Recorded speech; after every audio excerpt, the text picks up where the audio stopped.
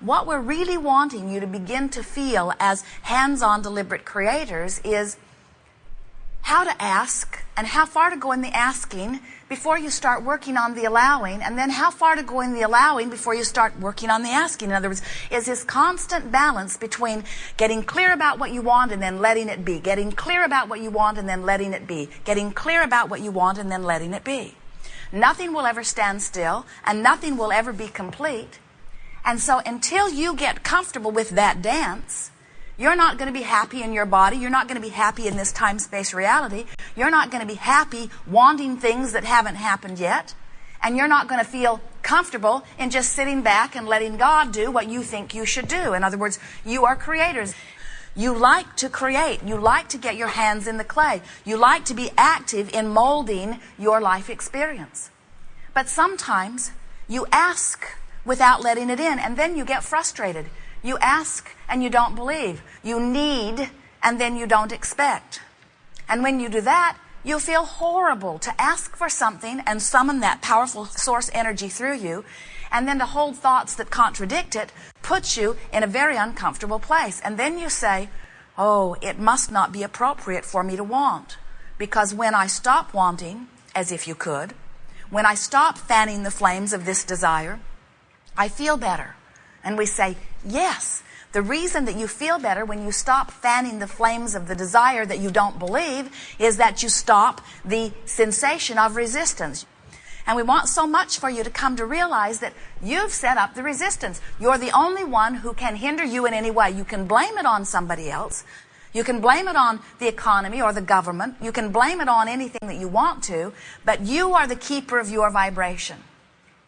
And when you decide that you want to feel good, when you decide you're going to mold your energy, when you decide you're going to want and then allow, identify desire and then bask in it, then not only do you feel wonderful all of the time, those who see you think you have a magic wand, because it seems that all you have to do is lay your eyes in the direction of something desired and it flows easily into your experience.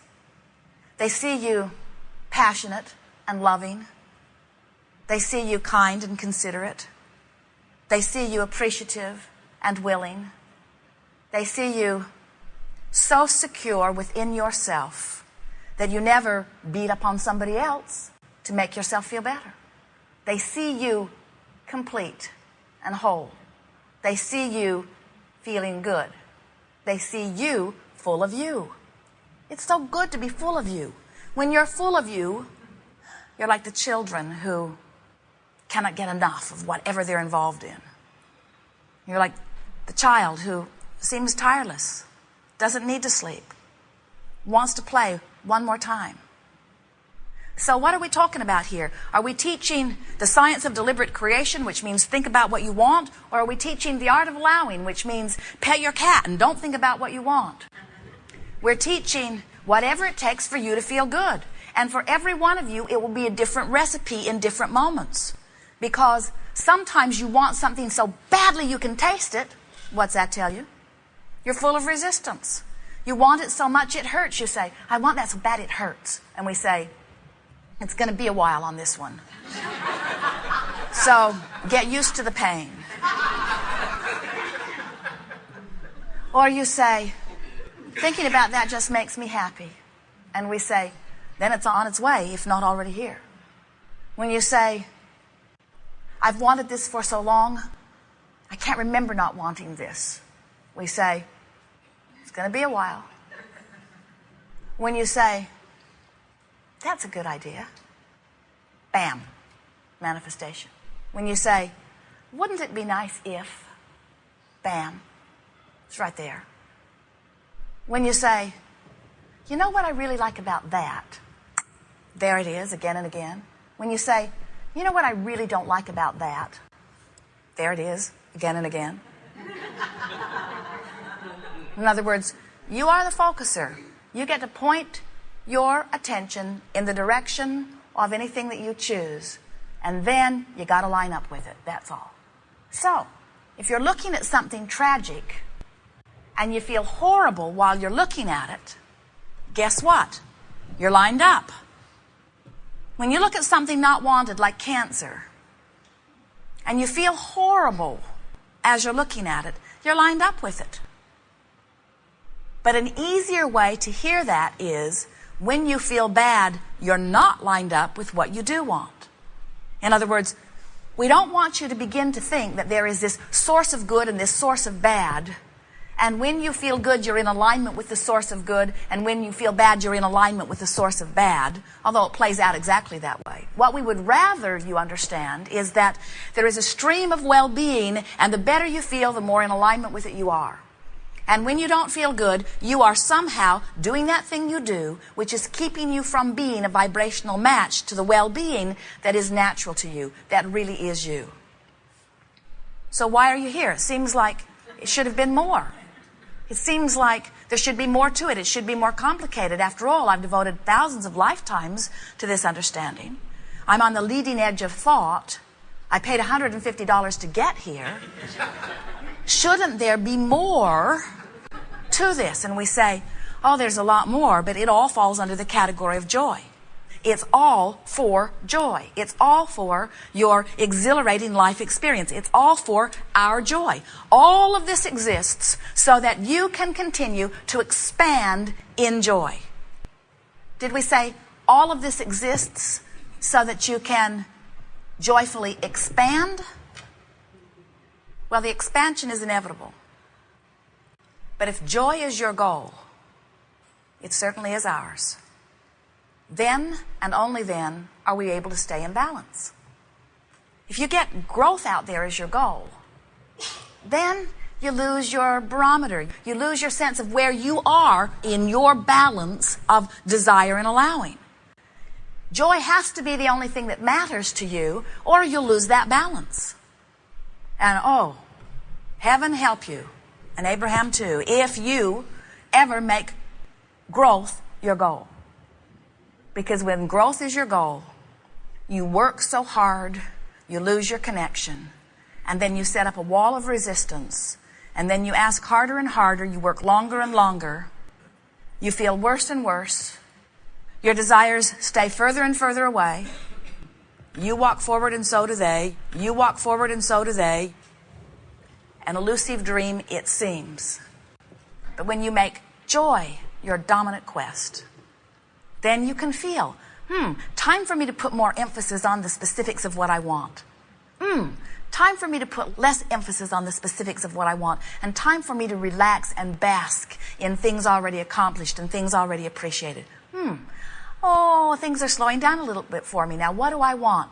Things are going way too fast for me. Now, let's see how I can bask. In other words, if you're paying attention to the way you feel, then you have this perfect awareness, and it begins to feel as natural to you as driving your car. Sometimes we see you mad at yourself because you have a desire that you cannot figure out how to get close to. You can't find the feeling place of it. And we say, this is the fun. We see you. You like challenges in your computer work. You like challenges on the football field. You like challenges in tennis. You like challenges. You put yourself in competition with all kinds of things. You love the expansion of your mind. Why not enjoy your step-by-step motion toward your own creation? Why not relax and begin enjoying the process instead of beating up on yourself because you're here and your desire is over here? Why not start enjoying the journey? We don't see any of you taking off on a vacation knowing that eventually you'll come back home and having all of these cities and all of these destinations in your plans, and then suddenly waking up on the morning that you're going to leave and saying, let's see, here's my itinerary. I'm going here and here and here and here and here and here and here, and 30 days later I'll be back home. Home? I'm already home. Why go?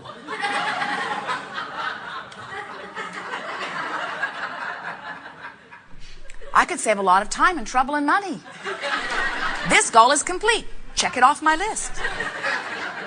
And you don't do that because going is so much fun. All of the stuff that comes along the way is so very much fun.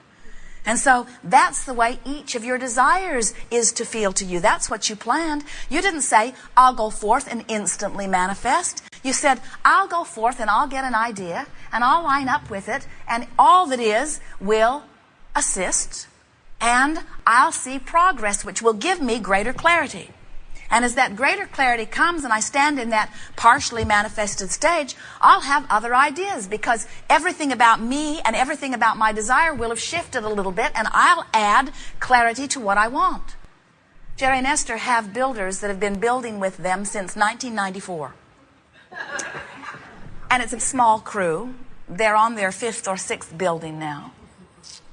And the thing that Jerry and Esther love most about it is they go so slow that Jerry and Esther can change their mind a zillion times before anything happens, which is wonderful because it gives them the opportunity to conclude and to attract and to change their mind. And their builder stands before them, looks both of them in the eyes, and says, "We're ready to go on this, right?" And Esther says, "Yeah, go with it, and if we don't like it, we'll do it again." So the large building, much of it porches, is on its 5th painting. The rooms are getting smaller and smaller. And it's almost right. But since there is no limitation, since the new idea always feels better, since it is all about joy and experience, and even these very conservative builders are beginning to enjoy the process of creation. They're beginning to relax into the awareness that this building will never be done. People say, "When are you moving in?" And Jerry will say, "We don't know." "Well, what is your deadline?" "Well, we don't have a deadline." "Well, how fast should I go?" "As fast as pleases you. Do what's comfortable for you."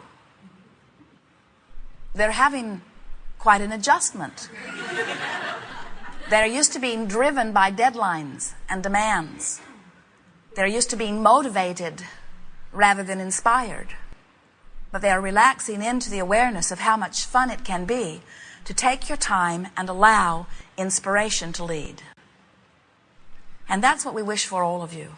There is no limitation on resource. Anything that you desire flows easily to you.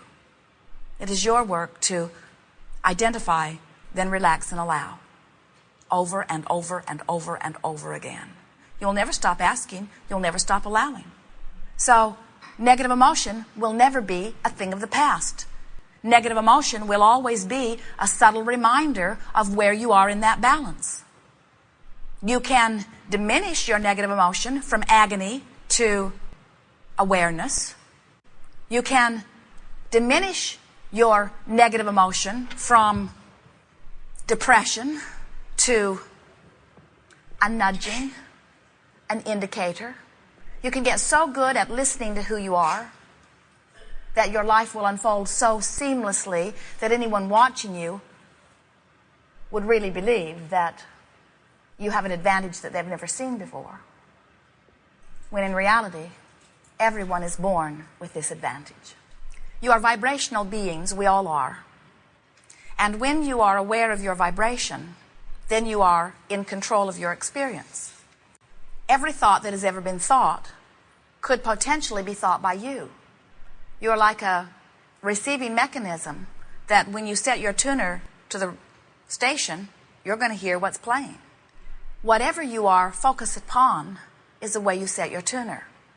And when you do that, and you focus there for as little as 17 seconds, you activate that vibration within you. Once you activate a vibration within you, law of attraction begins responding to that vibration. And you're off and running, whether it's something wanted or unwanted. Don't let it worry you, because you have enormous leeway in all of this. And when you begin to recognize that you can choose in every moment a thought that feels good or a thought that doesn't feel good, then you begin to recognize that you have the potential of activating something that feels good or activating something that feels bad.